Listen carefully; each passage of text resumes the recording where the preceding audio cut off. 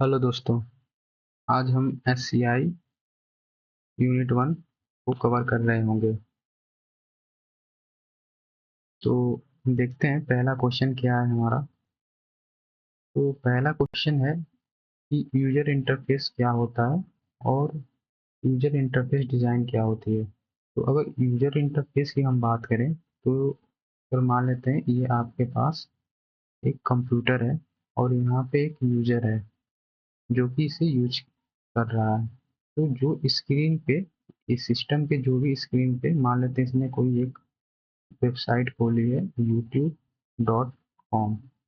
तो इस youtube.com की कोई एक जीयूआई होगी। जीयूआई मतलब ग्राफिकल यूजर इंटरफेस, जहाँ पे कुछ बटन होंगे, जहाँ पे यूजर उस बटन को देख रहा होगा और उससे उसकी बटन की कुछ मीनिंग होगी। जैसे कि जब हम एक यहाँ यूट्यूब पे जाते हैं तो यहाँ पे एक ऐसे सर्च बार बना होता है। इससे हम समझ जाते हैं कि यहाँ पे हमें सर्च करना है। और वहीं पर एक ऐसे ही आप कह सकते हैं वहाँ पे एक ऐसे माइक बना होता है। अब माइक का एक सिंबल होता है, तो इससे हम समझ जाते हैं कि वहाँ पे यूजर कुछ इनपुट बोलकर देने वाला है। तो यूजर इंटरफेस वो होता है जिससे यूजर इंटरेक्ट होता है किसी सिस्टम से, किसी डिवाइस से, किसी सॉफ्टवेयर से, चाहे वो सुनकर, चाहे वो टच कर कर, या उससे बात कर कर, यानी कि स्पीच के द्वारा। तो ये हो गया हमारा यूजर इंटरफेस। और यूजर इंटरफेस डिजाइन क्या होती है? तो जो भी ये हमारा वेब पेज है या ये सिस्टम का मान लेते हैं, ये जो हमारा पीसी है मान लेते हैं कि ये हमारा विंडो है। तो इस विंडो का कुछ जीयूआई होगा, कुछ इंटरफेस होगा। जैसे कि अगर ये विंडो है तो यहाँ पे विंडो की आइकन होती है, यहाँ पे विंडो का भी सर्च बार होता है। कोई अगर एप्लीकेशन खुलता है तो यहाँ नीचे ऐसे बन कर आ जाता है। तो ये होता है यूजर का इंटरफेस डिजाइन। तो अगर आप यूजर इंटरफेस की बात करते हैं तो यूजर इंटरफेस जनरली दो तरह के होते हैं, जहाँ पे एक होता है इनपुट, दूसरा होता है आउटपुट। तो इनपुट में जैसे कि आपकी कीबोर्ड आ गई, माउस आ गई, ट्रैक बॉल। ट्रैक बॉल एक बॉल की तरह होता है, जैसे माउस होता है उसके ऊपर एक बॉल लगी होती है, जिससे मतलब हम अप डाउन किसी पेज को कर रहे होते हैं। आउटपुट की अगर बात करें तो एक डिस्प्ले हो गया जो कि एक आउटपुट है, जिसपे मतलब यूजर कुछ इनपुट देता है कीबोर्ड से तो वहाँ कुछ डिस्प्ले हो जाता है। तो ये हमारे दो तरह के थे user interface, first input, second output. Next देखते हैं। नेक्स्ट क्वेश्चन है हमारा इंपॉर्टेंस ऑफ गुड डिजाइन। तो गुड डिजाइन की हमें महत्वता क्या है, उसकी इम्पोर्टेंट क्या है? तो अगर इम्पोर्टेंस की हम बात करें तो गुड डिजाइन से ये होता है कि जो यूजर होता है हमारा, उसे जो स्क्रीन होती है वो ट्रेडेबल भी नजर होती है। मतलब उसे ट्रेडेबल ट्रेडेबल मतलब कहने मतलब भयानक सी, मतलब वो स्क्रीन उसे नहीं लगती है। जैसे कि मान लेते हैं अगर कोई अच्छी डिजाइन है तो यूजर को अच्छा लगेगा उसे देखना, उस पर मतलब ज़्यादा समय स्पेंड करना। जैसे कि अगर इंस्टाग्राम है या फेसबुक है या व्हाट्सअप है, तो उसका जो जीयूआई है, जो उसकी डिजाइनिंग है, ऐसे बनाई गई है कि लोग उस पर मतलब ज़्यादा समय स्पेंड करते हैं। तो ये हो गया हमारा इम्पोर्टेंस ऑफ गुड डिजाइन।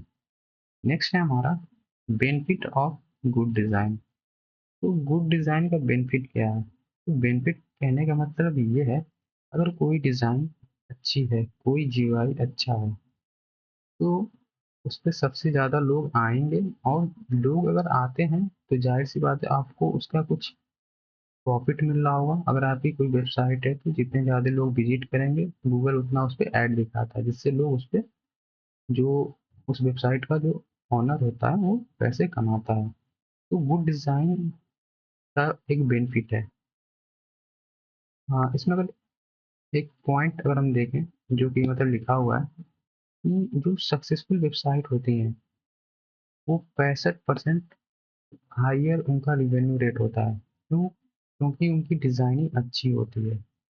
वो बेनिफिट यही है गुड डिजाइन का, कि वो चीजें देखने में अच्छी लगती है जिसकी वजह से यूजर ज्यादा आते हैं।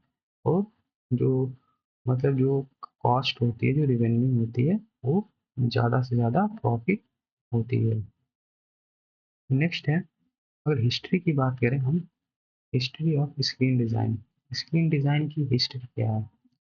तो अगर 1970 के पहले की बात करें हम, तो उस समय जो हमारा स्क्रीन था, यानी कि ये जो कंप्यूटर था, वो उस समय इंट्रोड्यूस नहीं हुआ था, या जो भी टेलीविज़न था, जो भी डिस्प्ले है हमारा, वो 1970 के बाद आया है। जैसे यहाँ पे लिखा हुआ है कि अर्ली 1970 व्हेन आईबीएम इंट्रोड्यूस, ये हमारा कैथोड रे का नंबर है 3270, cathode ray tube text based terminal. तब 1970 में आईबीएम ने एक cathode ray tube text based terminal बनाया था। जैसे कि आपने कैथोड रे ट्यूब के बारे में क्लास 11th में पढ़ा होगा, जहाँ पे मतलब ये, जैसे जो पुराने समय में जो टीवी हुआ करती थी, वो ऐसे जो उसके मतलब बहुत बड़ी होती थी, तो जो उसके पीछे जो मतलब उसके अंदर का जो आर्किटेक्ट होता था, जो भी मतलब उसकी डिजाइनिंग होती थी, मतलब जो जैसे बना होता था, एक कैथोड रे ट्यूब यहाँ पे लगा होता था, जो कि यहाँ पे ऐसे इसको डिस्प्ले कर रहा होता था। जो भी स्क्रीन पे जो चीज़ें आती थी, वो कैथोड रे ट्यूब के द्वारा ही मतलब वो स्क्रीन पे डिस्प्ले होती थी। तो 1970 के समय कैथोड रे ट्यूब आया, तब जाके एक टेक्स्ट बेस्ड डिजाइनिंग की शुरुआत हुई। सेकेंड लाइन में वही है कि 1970 के पहले कोई डिजाइनिंग वगैरह नहीं थी, कोई मतलब, क्योंकि उस समय स्क्रीन तो थी नहीं, इसकी डिजाइनिंग भी नहीं थी। तो पहले हमारा 1980 में एक आता है टेक्स्ट बेस्ड स्क्रीन डिजाइन। उसके बाद से 1970 1980 1980 में, जैसे यहाँ पे लिखा हुआ है कि 1970 screen type still being design, जो 1970 में हमारा स्क्रीन थे, उसको डिजाइन किया गया। And many still decide in system today, वो डिजाइनिंग अभी भी सिस्टम में चल रही है, मतलब आज हम लोग उसको यूज करते हैं। नेक्स्ट है हमारा 1990 1990 में क्या हुआ कि knowledge concerning what make effective screen design continue to expand. जैसे जैसे लोगों की नॉलेज बढ़ी, उन्होंने अपनी डिजाइनिंग, अपनी स्किल को बढ़ाने की कोशिश की और उसको इम्प्रूव किया जैसे जैसे टेक्नोलॉजी बढ़ी। और आज के समय में कंप्यूटर की इसकी जो भी डिज़ाइनिंग है, जीयूआई, उसको इतना अच्छा बना दिया गया है कि हम जो मतलब जो इंसान अगर मान लेते हो पढ़ा लिखा नहीं है, तब भी वो उसे आसानी से यूज कर सकता है उसके जीयूआई से। जैसे कहीं इमोजी है, कहीं बटन है, उसे हम देख के हमें लग जाता है, जैसे कि अगर डाउनलोड बटन है तो हम समझ जाते हैं कि यहाँ से हमारी फाइल डाउनलोड हो गई, तो हम डाउनलोड कर लेते हैं। अगर हम नेक्स्ट क्वेश्चन की बात करें, तो यहाँ पे है what you mean by graphical user interface. अभी हमने इसके पहले बात किया था ग्राफिकल यूजर इंटरफेस क्या होता है, तो अभी हम सिंपल वर्ड में हम देखेंगे। तो यहाँ पे लिखा हुआ है a user interface is collection of technique mechanism to interact with something. हमारा यूजर इंटरफेस एक कलेक्शन ऑफ टेक्निक्स है, मैकेनिज्म है, जो कि इंटरेक्ट करता है समथिंग से। हम किसी चीज़ से कैसे इंटरेक्ट करते हैं, इंटरेक्ट करने का मतलब है कि अगर हम उससे कुछ इनपुट देते हैं, यानी कि अगर हम उससे कुछ बोलते हैं या कुछ किसी तरह भी उसको रिस्पॉन्स करते हैं, तो वो भी उल्टा हमें रिस्पॉन्स देता है, कुछ रिजल्ट देता है। वो होता है हमारा इंटरफेस। और ग्राफिकल इंटरफेस में क्या होता है कि सारी चीज़ें ग्राफिक्स होती हैं। ग्राफिक्स कहने का मतलब है कि कहीं इमेजेस होंगे, कहीं वीडियोज होंगे, कहीं आइकन्स होंगे, कहीं मेन्यू हो गया, कहीं विंडोज का सिंबल होगा, ये सब हमारे क्या है, ग्राफिकल यूजर इंटरफेस है। अब नेक्स्ट है हमारा पॉपुलैरिटी ऑफ ग्राफिक्स। ग्राफिक्स की पॉपुलैरिटी क्यों है? तो ग्राफिक्स की पॉपुलैरिटी इसलिए है कि हमें कोई भी चीज़ें आसानी होती है, हमें इजी होती है किसी भी चीज़ को समझने में। अगर किसी कोई चीज़ अगर हम जैसे मान लेते हैं कि अगर हम कोई वीडियो या एनिमेशन से किसी चीज़ को समझने की कोशिश करते हैं, तो ज़्यादा समय तक क्या होता है, हमें रिमेम्बर रहता है, हमें वो चीज़ें भूलती नहीं है, और हमें आसानी से वो चीज़ें समझ जाते हैं। तो ये इसलिए ग्राफिक्स की पॉपुलैरिटी ज़्यादा है। नेक्स्ट है describe concept of direct manipulation. तो डायरेक्ट मैनिपुलेशन कहने का मतलब है कि आप सिस्टम से आप किस तरह से जुड़ रहे हैं। तो जुड़ने का मतलब ये है कि आप एक डायरेक्ट और एक दूसरा इनडायरेक्ट। तो डायरेक्ट में आप ऐसे कह सकते हैं कि कोई टच स्क्रीन है, आप उसे टच करते हैं, आपको रिस्पॉन्स तुरंत मिलता है। ये हो गया हमारा डायरेक्ट। इनडायरेक्ट का मतलब है कोई कीबोर्ड है, कोई बटन है जिसे आप दबाते हैं और आपको वो प्रिंट कर कर कुछ आउटपुट देता है। तो ये हो गया हमारा इनडायरेक्ट मैनिपुलेशन। नेक्स्ट है, ये सब पढ़ लीजिएगा गाइस, मैंने आपको इजी लैंग्वेज में बता दिया है। What is graphical system, right is advantage and disadvantage. तो ग्राफिकल सिस्टम के एडवांटेज और डिसएडवांटेज क्या है, तो देखें। पहला अगर, तो पहला लिखा हुआ है एडवांटेज की अगर बात करें तो symbol recognized faster than text. हम अगर कोई चीज़ अगर लिखी हुई है, अगर मान लेते हैं अगर यहाँ फाउंड लिखा हुआ है, अगर हम यहीं पर भी कोई फाउंड का सिंबल ऐसे बना दें और ये, तो इससे क्या होता है, हम इस चीज़ को जल्द ही रिकॉग्नाइज कर लेते हैं, फास्टर होता है टेक्स्ट से, क्योंकि आदमी पढ़ने से ज़्यादा आंखों से जल्दी से उस चीज़ को कैप्चर कर लेता है। सेकेंड है हमारा फास्टर लर्निंग, उस चीज़ को हम जल्दी से सीख लेते हैं। अभी हमने बताया कोई ग्राफिकल पिक्टोरियल रिप्रेजेंटेशन से, पीपीटी वगैरह से आज हम लोग जल्दी सीखते हैं। जिस पीपीटी में अगर आपको एनिमेशन ग्राफिक्स ज़्यादा होती है, मतलब उसकी डिजाइनिंग में अगर ऐसे बनी होती है, तो वहाँ पे क्या होता है, ग्राफिकल सिस्टम हमें फास्ट लर्निंग प्रोवाइड करता है। फास्टर यूज होता है, प्रॉब्लम सॉल्विंग होता है। मतलब कि अगर मान लेते हैं कि अगर कोई, ये ग्राफिक्स में अगर एक पिक्टोरियल ग्राफ है, मान लेते कोई बार ग्राफ है ऐसे बना हुआ है, तो अगर हमें इसे किसी चीज़ को समझाना है डेटा को, तो इससे हम आसानी से समझा देते हैं। तो ये इससे क्या होती है, चीज़ें जल्दी जल्दी सॉल्व हो जाती है प्रॉब्लम, और फास्टर यूज होता है, हमारा टाइम बचता है। इजियर रिमेम्बरिंग, जो चीज़ें हम एनिमेशन ग्राफ से सीखते हैं ज़्यादा देर तक हमें याद रहती हैं। प्रोवाइड कंटेक्स्ट, तो इससे क्या होता है कि हम एक अच्छा कंटेक्स्ट प्रोवाइड कर सकते हैं, क्योंकि हम जो डिस्प्ले कर रहे होते हैं वो विजुअल होता है, और वो एक पिक्चर और करंट कंटेक्स्ट को दिखा रहा होता है। अगर मान लीजिए हम कुछ सिनेरियो गांव गांव का दिखाना चाहते हैं, तो हम एक गांव का एक एनिमेशन टाइप का बनाकर यूजर को दिखा सकते हैं। तो इससे क्या होता है, जो ग्राफिक्स हम उसमें यूज किए रहते हैं, इससे हम जो कंटेक्स्ट को दिखाना चाहते हैं वो आसानी से दिख जाता है।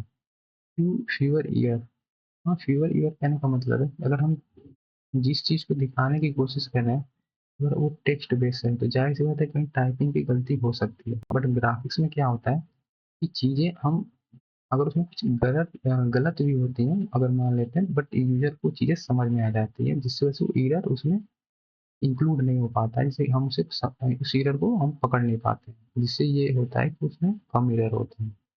नेक्स्ट है हमारा इंक्रीज्ड फीलिंग ऑफ कंट्रोल। इससे क्या होता है कि यूजर के अंदर एक फीलिंग जगती है, वो उसे और देखना चाहता है उस ग्राफिक्स से, अगर उसे ग्राफिक्स अच्छा लग रहा है तो उससे ज़्यादा इंटरेक्ट होता है। नेक्स्ट है हमारा इमीडिएट फीडबैक। इमीडिएट फीडबैक क्या होता है कि यूजर तुरंत अपने गोल को समझ जाता है, और जो भी उसे फीडबैक देना होता है, जो भी रिस्पॉन्स देना होता है, वो आसानी से क्विकली रिस्पॉन्स कर देता है, क्योंकि ग्राफिक्स से चीज़ें समझ में आ जाती हैं और उसका रिस्पॉन्स भी उसी तरह आसान होता है। नेक्स्ट हमारा डिसएडवांटेज है ग्राफिकल सिस्टम। तो ग्राफिकल सिस्टम का डिसएडवांटेज क्या है, तो पहला है inconsistence in techniques and terminology. तो जैसे जैसे कि हमारा, हम अच्छे अच्छे जीयूआई की तरफ बढ़ रहे हैं, ग्राफिक्स की तरफ बढ़ रहे हैं, तो हमारी टेक्निक्स वगैरह में चेंजेस रोज डेली बेसिस पे आते रहते हैं। कोई नया सॉफ्टवेयर आ गया, तो जिसकी वजह से अगर एक सिस्टम को भी हम लर्न कर रहे होते हैं तो एक नया सिस्टम आ जाता है, जिससे कि उसके बीच में कंसिस्टेंसी नहीं होती है। तो ये हमारा एक बड़ा डिसएडवांटेज है। सेकेंड है working women is the present. तो इसमें क्या है कि जो वर्किंग वुमेन है वो प्रेजेंट होना चाहिए। जैसे कि मान लीजिए हर चीज़ को हम ग्राफिक्स से तो दिखा नहीं सकते, और कुछ ऐसी चीज़ें होती हैं कि जो हम ग्राफिक्स से नहीं दिखा पाते हैं, वो चीज़ ये कहना चाहता है।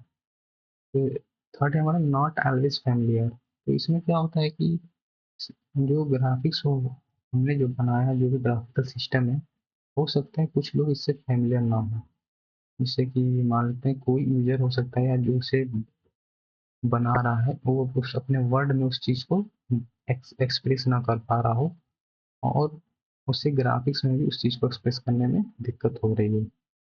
नेक्स्ट है विंडो मैनिपुलेशन रिक्वायरमेंट। तो इस ग्राफिक्स में जनरली हम देखते हैं कि अलग अलग साइज की विंडो होती है, सिस्टम अलग होता है, उसमें अलग अलग टास्क परफॉर्म करनी होती है, जिसकी वजह से इंटरप्ट हो जाता है डिसीजन लेने में कि कौन सा हमें विंडो मैनिपुलेशन, मतलब कौन सी हमें विंडोज की रिक्वायरमेंट हम यूज कर रहे होंगे ताकि ये ग्राफिक्स हमारे सिस्टम में सुटेबल हो। Production limitation. प्रोडक्शन लिमिटेशन का मतलब कि ग्राफिक्स की जो टेक्नोलॉजी है बहुत महंगी होती है, जिसकी वजह से सब लोग उसे अफोर्ड कर पाए ये जरूरी नहीं, तो उससे हमारा प्रोडक्शन लिमिटेशन हो जाता है। नेक्स्ट हमारा describe the characteristic of graphical system. पहली अगर करेक्टरिस्टिक्स की बात करें तो सोफिस्टिकेटेड विजुअल प्रेजेंटेशन है, जहाँ पे हम visual presentation is visual aspect of the interface, it is what people see on the screen. ये हमारा वो होता है कि हम इसमें हम उस चीज को प्रेजेंट कर रहे होते हैं जो कि पीपल, जो लोग मतलब स्क्रीन पर देखना चाहते हैं। इसमें अगर हम इस पॉइंट की बात करें तो यहाँ पे लिखा हुआ है the meaningful interface element visually presented to the user in a graphical system include. तो जो जो सिस्टम में ग्राफिक में इंक्लूड होता है, पहला होता है विंडो। विंडो हमारे आपने देखा होगा primary secondary dialogs box. Dialog box कहने का मतलब है कि अगर कोई पॉपअप विंडो ऐसे ओपन करके आ जाता है, मान लेते हैं कि अगर हम यहाँ पे कोई फाइल अपलोड करना चाहते हैं, तो फाइल मैनेजर क्या करता है, एक पॉपअप विंडो को अपलोड कर देता है जहाँ पे ऐसे हमारे बने होते हैं फाइल लोकेशन। मान लेते हैं हमने यहाँ न्यू वॉल्यूम पर हमने, तो यहाँ पे कुछ फाइल ऐसे ऐसे होती है, यह आ जाती है, तो ये यहाँ पे ओके और कैंसिल का ऑप्शन होता है, ये हमारा पॉपअप हो गया। सेकेंडरी विंडो कहने का मतलब है कि एक विंडो होती है जो ऐसे एक बड़ी सी विंडो ओपन हो जाती है, जिसे मतलब हम कट कर सकते हैं। बट प्राइमरी विंडो ऐसी विंडो होती है जिसे हम कैंसिल नहीं कर पाते हैं, जो कि नेसेसरी होती है। जैसे कि आपका जो डेस्कटॉप पर जो विंडो होता होगा स्क्रीन पर, हम उसे कैंसिल नहीं कर पाते हैं। अब मेन्यू में अगर बात करते हैं तो मेन्यू में आपका मेन्यू बार हो जाता है पुल डाउन मतलब कि जैसे कि अगर यहाँ पर, हाँ, अगर आप इसकी बात करें, मान लेते हैं ये एक नेम बार है, तो यहाँ पे अगर एक बटन है तो जैसे हम इस पर क्लिक करते हैं तो कुछ ऑप्शन ऐसे नीचे कर आ जाते हैं, तो ये हमारा पुल डाउन हो गया। पॉपअप पॉपअप बताया, मेन्यू बार भी पॉपअप की तरह होता है। तो ये सब हमारे विंडोज और मेन्यू है। आइकन्स, आइकन एक छोटे छोटे आइकन्स बने होते हैं हर जगह। जैसे कि मान लेते हैं कि यहाँ पे एक फाइल अपलोड का आइकन होता है जो कि बना होता है, जिससे आप क्लिक करते हैं, तो क्लिक करते हैं तो ये फाइल ऐसे वो अपलोड हो जाती है। नेक्स्ट है हमारा screen based control, text boxes, list boxes, combination boxes, scroll बार और बटन। ये सब हमारे स्क्रीन बेस्ड कंट्रोल है, जहाँ पर हम मतलब कि स्क्रॉल कर बटन के द्वारा, सेटिंग के द्वारा हम स्क्रीन को कंट्रोल करते हैं। नेक्स्ट हमारा पॉइंटर और कर्सर। तो कर्सर की, पॉइंटर की बात करें तो पॉइंटर कर्सर किसी एक पॉइंट को मान लेते हैं कि ये पॉइंट है हमारा, तो इसे वो नोटेशन के लिए यूज होता है। मतलब नोटेशन कहने का मतलब है कि हम किसी बटन वगैरह पर अगर जाने की कोशिश करते हैं तो पॉइंटर या कर्सर से जाते हैं। नेक्स्ट हमारा restricted set of interface option. तो इसमें क्या है कि कुछ इंटरफेस हमारे ग्राफिकल सिस्टम में रेस्ट्रिक्टेड होते हैं। रेस्ट्रिक्टेड मतलब क्या है, हम उसे यूज नहीं कर पाते हैं। नेक्स्ट हमारा pick and click interaction. Pick click कहने का मतलब हम किसी आइटम को कहीं से ऐसे पिक करते हैं और नए फोल्डर में जाकर कॉपी कर देते हैं, ये हमारा हो गया pick and click interaction. Visualization की बात गाइस आपने बताया ही था कि अगर हम जो चीज़ें प्रेजेंट करना चाहते हैं यूजर को, वो चीज़ें विजुअल में, उसका गोल एक डिसाइड हो कि इस चीज़ों को हम क्यों प्रेजेंट कर रहे हैं और इसका यूजर के लिए इम्पोर्टेंस क्या है। ऑब्जेक्ट ओरिएंटेशन की अगर बात करें तो ऑब्जेक्ट ओरिएंटेशन इसमें क्या होता है कि हम, दो चीज़ें होती हैं, ऑब्जेक्ट एंड एक्शन। ऑब्जेक्ट जैसे कि हमारा कोई अगर बटन है, कोई अगर बटन हो गया और कोई हमारा आइकन है, तो इसका एक बटन को प्रेस करने पर इसका एक एक्शन होगा। जाहिर सी बात है, अगर ये सबमिट बटन है तो फॉर्म की अगर सबमिट बटन है तो फॉर्म सबमिट हो जाएगा। अगर ये अपलोड का आइकन है तो हमारी फाइल अपलोड होने लगेगी। तो ये क्या है, इसका एक एक्शन है, ऑब्जेक्ट ओरिएंटेड है। मतलब मतलब कि हर एक बटन का कुछ ना कुछ एक्शन है।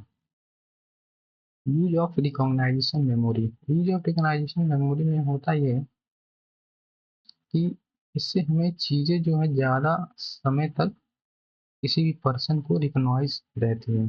मेमोरी उसमें उस चीज़ों को वो यूजर ज़्यादा देर तक अपनी मेमोरी में रख सकता है। मतलब कि उसे भूलती नहीं है वो चीज़ें। Concurrent performance of function. जो भी हमारे ग्राफिकल यूजर इंटरफेस में जो भी हमारे परफॉर्मेंस ऑफ फंक्शन के वो कंकरेंट हो, मतलब कि वो चीज़ें, मतलब जो भी टास्क हमारे हैं वो बैकग्राउंड में रन कर रही हैं। जैसे कि आप देख सकते हैं यहाँ पे लिखा हुआ है, ग्राफिकल सिस्टम में डू टू और more thing at one time. Graphical system एक समय हमारे एक से ज़्यादा चीज़ों को परफॉर्म कर सकती है। Multiple program run simultaneously. Multiple program हमारे रन कर सकते हैं, चाहे वो बैकग्राउंड में प्रोसीड कर रहे हों, चाहे वो कैसे भी। तो कंकरेंट परफॉर्मेंस होता है हमारे फंक्शन का। नेक्स्ट है हमारा describe the characteristic of intranet versus internet. तो इंटरनेट में क्या होता है कि अगर आप हम सिंपल चीज़ें हम समझाने की कोशिश करें, तो इंटरनेट एक बहुत बड़ा सा एरिया होता है और इंटरनेट उसमें एक छोटा सा होता है। तो अगर हम जो भी चीज़ अब इंटरनेट में बात करेंगे तो वो इंटरनेट का सबसेट होगा। तो आप इससे समझ जाइएगा कि हम इंटरनेट के बारे में क्या बात कर रहे हैं। जैसे कि अभी हम आपको समझा रहे हैं कि यहाँ पर यूजर की हम बात करें तो the user of internet being organization employ known a lot about the organization, its structure, its product and its cultural। तो जो हमारे इंटरनेट के जो भी यूजर होते हैं वो ऑर्गेनाइजेशन एम्प्लॉय होते हैं, जो कि अपने ऑर्गेनाइजेशन और स्ट्रक्चर के कल्चर के लिए जाने जाते हैं। बल्कि internet site are used by customer, ये हमारे ऑर्गेनाइजेशन के कस्टमर नहीं होते हैं और ये अपने ऑर्गेनाइजेशन के लिए नहीं जाने जाते हैं। ठीक है, ये तो यूजर के पॉइंट ऑफ व्यू से था। अगर टास्क की बात करें तो an internet is used for an organization everyday activity including complex transaction query and communication. हमारे जो इंटरनेट जो यूजर है, इंटरनेट में हमारे जो टास्क होते हैं वो एवरीडे टास्क होते हैं और वो कॉम्प्लेक्स ट्रांजैक्शन और क्वेरी को कम्युनिकेशन को परफॉर्म कर रहे होते हैं। अगर इंटरनेट की बात करें, is mainly use to find information with a supplementary use being simple transaction. ये हमारी सिंपल इंफॉर्मेशन के लिए यूज होती है और जो कि एक सिंपल ट्रांजैक्शन को दिखा रहा होता है। नेक्स्ट है हमारा टाइप ऑफ इंफॉर्मेशन। तो टाइप ऑफ इंफॉर्मेशन की बात करें तो an internet will contain detail information needed for organization functioning. और इंफॉर्मेशन जो इंटरनेट होता है एक डिटेल इंफॉर्मेशन को रख रहा होता है। Information will often be added and modified. Information हमेशा हमारा उसमें ऐड किया जा सकता है या मॉडिफाई किया जाता है। बट इंटरनेट में क्या होता है हमारा, the internet will usually present more stable information such as marketing, customer, client information report। तो इंटरनेट हमारा एक स्टेबल इंफॉर्मेशन को रखता है जैसे कि मार्केटिंग, कस्टमर और क्लाइंट। अगर अमाउंट ऑफ इंफॉर्मेशन की बात करें तो टिपिकली इंटरनेट जो होता है will much larger than an organization internet site. अभी हमने बताया कि इंटरनेट होता है जो अमाउंट ऑफ इंफॉर्मेशन ज़्यादा रखता है एज कंपेयर इंटरनेट। और अगर हार्डवेयर और सॉफ्टवेयर की बात करें तो since internets exist in control environment, the kind of computer, monitor, browser and other software can be restricted और स्टैंडर्डाइज। इसमें क्या होता है कि जो हमारा कंप्यूटर मॉनिटर होता है वो सॉफ्टवेयर रेस्ट्रिक्टेड होते हैं, एक स्टैंडर्डाइज मैनर में होते हैं। नेक्स्ट लिखा हुआ है the need for cross platform compatibility is minimised और एलिमिनेटेड। जो हमारा क्रॉस प्लेटफॉर्म कंपेटिबिलिटी होती है वो मिनिमाइज होती है। नेक्स्ट है हमारा upgraded communication also permit internet to run from 100 to 1000 times faster than typical internet access can। जो अपग्रेडेड हमारा इंटरनेट है वो परमिट करता है, परमिशन देता है 100 या 1000 टाइम्स फास्टर होता है इंटरनेट से। डिज़ाइन फिलोसफी की अगर हम बात करें तो ये क्या होता है कि implementation on the internet concurrent text-based and GUI application will present a user model similar to those that have exist in other domain। तो जो हमारा इम्प्लीमेंटेशन होता है, जो इसमें डिजाइन फिलोसफी की इम्प्लीमेंटेशन होती है इंट्रानेट में, वो text based on GUI application होती है जो कि एक यूजर के मॉडल से सिमिलर होता है। नेक्स्ट है हमारा what are the usability problem in graphical system. तो यूजिबिलिटी प्रॉब्लम ग्राफिकल सिस्टम में क्या है कि एम्बिगुअस मेन्यू एंड आइकन, मतलब कि हमें ये चीज़ें एम्बिगुअस हो जाती हैं कि कौन से मेन्यू और कौन से आइकन का मतलब है, मतलब कि मेन्यू और आइकन को हमें समझने में ये एम्बिगुअस होती है। सेकेंड है language that permit only single direction movement through a system. जो भी हमारा जो लैंग्वेज है वो सिंगल डायरेक्शन को मूवमेंट हो कर रहा होता है। सिंगल डायरेक्शन कहने का मतलब है अगर कोई जीयूआई अगर यहाँ पे है, जीयूआई मान लेते हैं कोई बटन है डिलीट का, तो वो सिर्फ इसे वन डायरेक्शन मोमेंट का मतलब है कि इसे सिर्फ डिलीट कर रहा होता है। सेकेंड है नेक्स्ट है मतलब input and direct manipulation limit. जो हमारा इनपुट होता है और डायरेक्ट मैनिपुलेशन की लिमिट हो जाती है ग्राफिकल सिस्टम में। Highlighting and selection limitation. हम अगर कोई वेब पेज है या कोई भी सिस्टम का पेज है तो हम पूरे सिस्टम को ग्राफिक से दिखा नहीं सकते हैं क्योंकि उसमें कुछ कंटेंट देना इम्पोर्टेंट है, कुछ पैरा देना इम्पोर्टेंट है, तो सिलेक्शन लिमिटेशन हो जाता है। अनक्लियर स्टेप सीक्वेंस, मतलब कि हमें जो सीक्वेंस होती है स्टेप वो क्लियर नहीं होती है। नेक्स्ट अगर देखें more step to manage the interface than to perform task. हमें ज़्यादा ज़्यादा स्टेप और इंटरफेस की ज़रूरत पड़ती है किसी टास्क को परफॉर्म करने में। नेक्स्ट है complex leakage between with in the application. Application के बीच में हमें कॉम्प्लेक्स लीकिंग हो जाती है।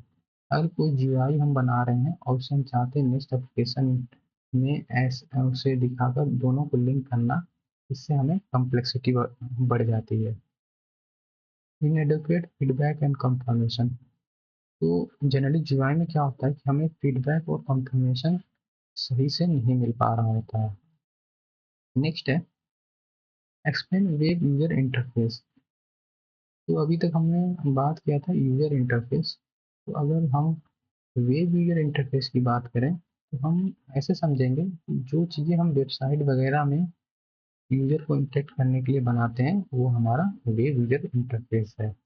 तो अगर हम इसे समझने की कोशिश करें तो फर्स्ट लाइन लिखा हुआ है user web user interface design is the design of navigation and the presentation of information. तो ये हमारा एक नेविगेशन प्रेजेंटेशन ऑफ इंफॉर्मेशन के लिए यूज होता है और ये कोई it is about content not data. ये हमारे कंटेंट और डेटा के बारे में होता है। नेक्स्ट है discuss the popularity of web interface. तो वेब इंटरफेस की पॉपुलरिटी क्या है, तो सेम चीज़ें हैं गाइस जो हमने पहले बताया था कि वहाँ पे यूजर इंटरफेस की पॉपुलरिटी की क्या ज़रूरत थी। जैसे कि पहले शुरू के दो क्वेश्चन में हमने डिस्कस किया था, ऐसे यहाँ पे वेब है तो जहाँ वेब आए वहाँ वेबसाइट को यूज कर लीजिएगा जिससे आप उस चीज़ को अपने लैंग्वेज में फिर से लिख सकते हैं। तो क्वेश्चन सेम है बट यहाँ पे वेव यूज कर दिया है, तो हम इसे दोबारा डिस्कस नहीं करेंगे क्योंकि एक ही चीज़ बार बार यहाँ पे रिपीट हो जाएगी। नेक्स्ट है what are the characteristic of web interface. Web interface की कैरेक्टरिस्टिक क्या है? तो कैरेक्टरिस्टिक बात करें, जीयूआई वर्सेस वेब डिजाइन, यहाँ पे लिखा हुआ है GUI and web interface design to have similarity. GUI और हमारा वेब इंटरफेस डिजाइन है, इनके बीच में सिमिलरिटी होती है। Both are software design, they are used by people, they are interactive. दोनों पीपल, दोनों लोगों के द्वारा, यूजर के द्वारा यूज होते हैं, दोनों अट्रैक्टिव होते हैं। Heavily visual experience presentation through screen, इनका मतलब जो भी प्रेजेंटेशन होता है, जो भी विजुअल एक्सपीरियंस होता है स्क्रीन की थ्रू होता है। ये सब चीज़ें आप अपने मन से लिख सकते हैं क्योंकि ये चीज़ें थोड़ी सी मतलब चीज़ों को समझ कर अपने लैंग्वेज में ज़्यादा लिखने वाली चीज़ें हैं। डिवाइसेस की बात करें तो in GUI design, the characteristics of interface device such as monitor, modem are well defined and design variation tend to be restricted. यहाँ पे क्या होता है, जो इंटरफेस होता है हमारा मॉनिटर का, मॉडेम का, वो एक तरफ से रेस्ट्रिकेटेड होता है। मतलब हम जो कि पहले बताया हमने, इन सब चीज़ों को हम पूरी तरह से जीयूआई से नहीं दिखा सकते हैं। यूजर फोकस की बात करें तो GUI system are about well defined application data about transaction and process. तो यूजर फोकस से अगर हम देखें तो जीयूआई सिस्टम हमारा एक वेल डिफाइंड एप्लीकेशन होता है, डेटा होता है जो कि ट्रांजेक्शन और प्रोसीजर को प्रोसेस को दिखा रहा होता है। डेटा और इंफॉर्मेशन की बात करें तो GUI data is typically created and used by known and trusted. तो जो जीयूआई डेटा होता है हमारा, एक जो नॉन पर्सन होता है, जो ट्रस्टेड होता है, हम उसी को मतलब यूज करने को दे रहे होते हैं। अगर यहाँ पे लास्ट लाइन देखें तो यहाँ लिखा हुआ है web content is usually highly variable in organization. जो वेब कंटेंट है हमारा ऑर्गेनाइजेशन में बहुत ज़्यादा यूज होता है। And the privacy of information often suspect, उसकी जो प्राइवेसी है वो हमेशा एक सस्पेक्ट होता है, सस्पेक्ट बना रहता है उसकी प्राइवेसी लीक होने पे।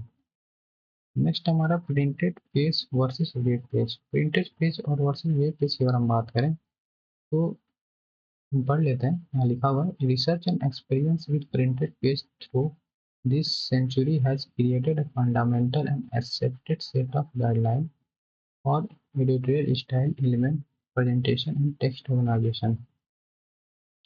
तो प्रिंटेड पेज में पहले क्या होता था, चीज़ें हमारी प्रिंटेड पेज में होती थी। जैसे हमारा इंटरनेट आया, हमने जीयूआई बनाया, एक अच्छी डिजाइनिंग की और सारी चीज़ों को हमने इंटरनेट पर वेब पेज के द्वारा हमने प्रेजेंट कर दिया। तो यही चीज़ें कह रही हैं। और एक इसकी एक साइज होती है हमारी, पेज साइज, मतलब जो कि यहाँ लिखा हुआ है printed page are generally larger than web country parts. जो प्रिंटेड पेजेस होते हैं A4 साइज के होते हैं। जो हमारा स्क्रीन डिजाइन होता है, कोई ज़रूरी नहीं वो A4 का ही हो, वो हमारा कोई अगर स्क्रीन, अगर लैपटॉप की स्क्रीन है तो जनरली इस साइज की होती है। तो अब जो हमारा पेज होता है A4 साइज का होता है। तो इन दोनों की साइजें अलग अलग होती हैं। लेआउट भी जाहिर सी बात है अलग होगा। और रिजोल्यूशन की बात करें तो जो प्रिंटेड होते हैं वो ब्लैक एंड वाइट में प्रिंट होता है, ब्लैक कलर। बट हमारा जो वेब पेज होता है उसकी रिजोल्यूशन अलग अलग हो सकती है। नेक्स्ट हमारा describe the principle of user interface. जो प्रिंसिपल क्या है यूजर इंटरफेस के, तो हम देख लेते हैं। चीज़ें आपको ये क्वेश्चन आपको सिमिलर लग रहा होगा पिछले वाले क्वेश्चन से, तो चीज़ें वही है, थोड़ी सी मतलब इसको घुमाने की कोशिश की गई है। बट हम आपको बता देते हैं कि इसमें मतलब इसकी मीनिंग क्या है। तो इसमें प्रिंसिपल ऑफ यूजर इंटरफेस यही होगा कि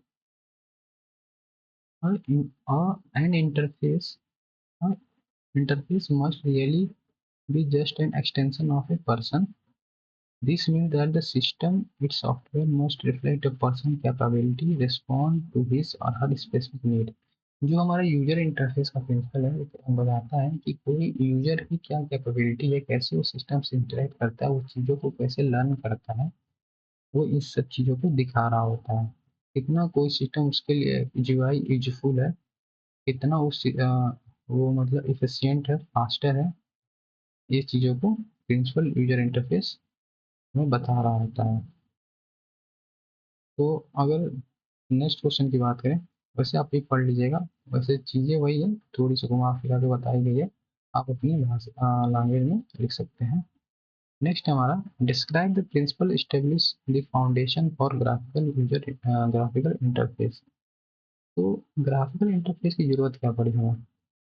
तो पहला अगर हम देखें, इल्यूजन ऑफ मैनिपुलेटेड ऑब्जेक्ट।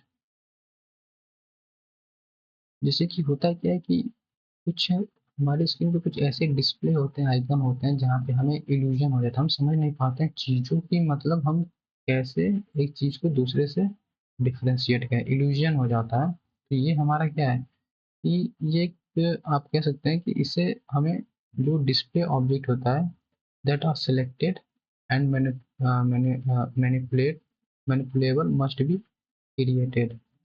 तो इससे क्या होता है कि जो ऑब्जेक्ट डिस्प्ले हो रहे होते हैं वो मैनिपुलेट हो जाते हैं, जिससे कि हमें जो हम रिस्पॉन्स हम स्क्रीन से देना चाहते हैं वो रिस्पॉन्स हमें सिस्टम से और जीयूआई से नहीं मिल रहा होता है। सेकेंड है हमारा visual order and viewer focus. तो visual order and viewer focus अगर हम समझें तो यहाँ पे अटेंशन ड्रा होती है हमारी। जाहिर सी बात है जीयूआई ग्राफिक्स हमारा क्या होता है, अटेंशन ड्रॉ करता है, जिससे कि हम जो चीज़ें व्यूअर को फोकस करना चाहते हैं, जो मतलब अगर मान लेते हैं कि ये हमारा डिस्प्ले है, हम चाहते हैं कि यूजर का जो फोकस हो इस साइड हो। तो हम क्या करते हैं कि अगर मान लेते हैं यहाँ पे कोई ये ई कॉमर्स वेबसाइट है, मान लेते हैं यहाँ बाई का बटन है, तो हम क्या करते हैं इसे अच्छे से अच्छी कलरिंग वगैरह कर देते हैं, जीयूआई दे देते हैं, जिससे कि यूजर उस चीज़ की तरफ उसका ज़्यादा ध्यान जाता है और उसे वो खरीद लेता है। नेक्स्ट है हमारा रिवील स्ट्रक्चर। तो रिवील स्ट्रक्चर में ये होता है कि जो distance between one intention and the effect must be minimize. जो हम जैसे कि मान लेते हैं कि अगर इसे कंसीडर करते हैं, मान लेते हैं ये हमारा एक टैब है, कोई विंडोज है, तो जो हमारा डिस्टेंस होना चाहिए एक आइकन से दूसरे आइकन में, ये हमारा एक स्ट्रक्चर मैनर में होना चाहिए, ताकि हम इसमें और इसमें हम फर्क कर सकें। कंसिस्टेंटी का मतलब है कि अगर हम एक पेज है, सेकंड पेज ये है, तो जो जीवाई, जो कलर, जो प्लेटलेट, जो टाइपोग्राफी हम यूज कर रहे हैं, उसी कंसिस्टेंसी इस पेज पे भी होनी चाहिए। मान लेते हैं यहाँ हमने टाइम्स न्यू इंडिया का फॉन्ट यूज किया, तो इस पेज पे भी हम टाइम्स न्यू इंडिया का फॉन्ट यूज कर रहे होंगे। ऐसे हमारा नेक्स्ट क्वेश्चन है, जो कि हमको लगता है ये सेकेंड लास्ट क्वेश्चन होगा। यहाँ पे है describe the design goal in creating user interface. User interface design goal क्या है किसी भी यूजर इंटरफेस को क्रिएट करते समय? पहला क्या, प्लीजिंग होना चाहिए, यूजर को चीज़ें अच्छी लगनी चाहिए, उसकी कुछ कंट्रास्ट होता है, कलरिंग होती है, वो अच्छी होनी चाहिए, जिससे कि यूजर को चीज़ें अच्छी लग रही है। कंपेटेबिलिटी की बात करें तो यूजर कंपेटेबल होना चाहिए, यूजर उससे मतलब क्लाइंट जो भी है उस डिज़ाइन से कंपेटेबल हो, मतलब चीज़ों को आसानी से समझ ले। टास्क एंड जॉब कंपेटेबिलिटी, अगर उससे अगर मान लो कोई वेबसाइट है उसका कुछ जीयूआई होगा, तो जाहिर सी बात है, मान लेते हैं कोई वेबसाइट से अगर हम मान लेते हैं कोई शेयर मार्केट ही है, जहाँ पे हम मान लेते हैं कोई एक वेबसाइट है, ग्रो वेबसाइट है, तो उसका जो जीयूआई होगा उससे इतनी अच्छी होनी चाहिए जिससे कि उसकी कोई टास्क कुछ परफॉर्म हो रहा हो उससे। इसे मान लेते हैं कि सेल का बटन है, बाई का बटन है, तो जीयूआई ऐसी होनी चाहिए ताकि हम जल्दी से सेल और बाई कर सकें। नेक्स्ट हमारा प्रोडक्ट कंपेटेबिलिटी, जो भी हमारा जीयूआई है प्रोडक्ट से कंपेटेबल होना चाहिए। मान लीजिए कोई जीयूआई हमने बनाया, जाहिर सी बात है सिस्टम से कंपेटेबल हो तभी तो उस पर अच्छे से डिस्प्ले होगा। नेक्स्ट है हमारा कंप्रहेंसिबिलिटी। यहाँ पे क्या है, system should understandable flowing incompressible and meaningful order. System जो हमारा अ, उसको समझ रहा हो एक कंप्रेसिबल एंड मीनिंगफुल ऑर्डर में। नेक्स्ट हमारा कंसिस्टेंसी। कंसिस्टेंसी में क्या है, system should look act and operate the same throughout, similar component should. तो जब भी मैंने बताया, एक पेज जिस तरह हमने डिजाइन किया हो जिस फॉन्ट साइज कलर का, नेक्स्ट पेज भी हमने उससे ही ऐसे ही डिजाइन किया हो, ये हो गई थी कंसिस्टेंसी। ये हमारा नेक्स्ट क्वेश्चन है, why web user interface design difficult. Web user interface को डिजाइन करना डिफिकल्ट क्यों होता है? पहली बात तो ये होती है कि अगर मान लो हम कोई वेबसाइट बना रहे हैं, तो अगर ये वेब पेज है तो जाहिर सी बात है इसे हम मोबाइल एप्लीकेशन में भी ओपन कर रहे होंगे। तो अगर यह आइकन यहाँ पे है तो मोबाइल एप्लीकेशन कोई जरूरी ना हो ये आइकन यहाँ हो, ये नीचे भी हो सकता है। इसलिए ये चीज़ें डिफिकल्ट हो जाती है क्योंकि वो अलग अलग सिस्टम पे हमें उसे ओपन करना होता है, इसलिए ये इंटरफेस डिज़ाइन डिफिकल्ट हो जाता है। तो आप ये पढ़ सकते हैं, बट जो रियल मीनिंग था मैंने उसे बता दिया कि वेब इंटरफेस डिफिकल्ट डिज़ाइन करना डिफिकल्ट क्यों होता है। नेक्स्ट हमारा, explain the 5 commandments for design user interface. तो ये जो चीज़ें हैं, लास्ट क्वेश्चन है। पहला कह रहा है कि gain A complete understanding of user and there task. User, अगर मान लेते हैं ये एक वेबसाइट है, ये एग्रीकल्चर रिलेटेड वेबसाइट है, तो यहाँ पे क्या होगा, कोई फॉर्मर आएगा, तो फॉर्मर पे जो भी हमने डिज़ाइन बनाया, जो भी बना रहे हैं, तो यहाँ पे जो फॉन्ट साइज है जाहिर सी बात है रीजनल लैंग्वेज में होगी। रीजनल लैंग्वेज कहने का मतलब मान लेते हैं कि अगर वो कोई गुजराती फार्मर है तो वहाँ पे उसके लैंग्वेज में गुजराती में ये होगी, जिससे कि यहाँ पे यूजर तो फार्मर ही है, तो इससे क्या होगा कि यूजर को अंडरस्टैंडिंग होगी तो वो अपना टास्क परफॉर्म कर पाएगा। नेक्स्ट है, solicit early and ongoing user involvement. तो इसमें क्या है कि जो भी यूजर का हम ऐसे उसको डिजाइन करना है कि जो यूजर का जो इन्वॉल्वमेंट हो वो बढ़ता ही रहे उसे, तो जिससे कि यूजर का इन्वॉल्वमेंट बढ़े और हमारे वेबसाइट पे ट्रैफिक बढ़े। कहने का मतलब यही है कि on going user involvement, user का इन्वॉल्वमेंट दिन प्रतिदिन बढ़ता रहे। Perform rapid prototyping and testing. Prototyping की अगर बात करें तो ये हमारा एक तरह का मॉडल होता है जिसे एक डमी मॉडल कहते हैं। जैसे कि अगर मान लेते हैं कि अगर हम अगर सिविल इंजीनियर की बात करें तो क्या करता है, पहले एक डमी मॉडल, मान लेते हैं ये घर है, इसे बनाकर आपको दिखा देता है कि सर आपका घर ऐसे बनने वाला है, तो ये इसका प्रोटोटाइप हो गया। तो रियल में तो ये कुछ बड़ा बनेगा और कुछ सीमेंट कुछ कंक्रीट से बनेंगे, तो ये चीज़ हो गई प्रोटोटाइपिंग जैसे कि एक मॉडल। तो हमें क्या करना है कि एक प्रोटोटाइपिंग मॉडल बता देना है कि एक ऐसे डिजाइनिंग के लिए हम फिग्मा वगैरह यूज करते हैं, तो अगर आपको पता होगा तो इसमें क्या करता है, हम एक आइकन वगैरह को अरेंज करके हम बता सकते हैं और उसको टेस्ट करके बता सकते हैं यूजर को कि आपका डिजाइनिंग ऐसे होने वाला है। नेक्स्ट हमारा, modifying and iterate the design as much as necessary. तो डिजाइन को हमको जैसे ज़रूरत हो वैसे ही हम मॉडिफाई करने की ज़रूरत है। अगर यूजर को लगता है कि अगर आपके इस डिज़ाइन से कुछ प्रॉब्लम है तो आप उस डिज़ाइन को मॉडिफाई कर सकते हैं।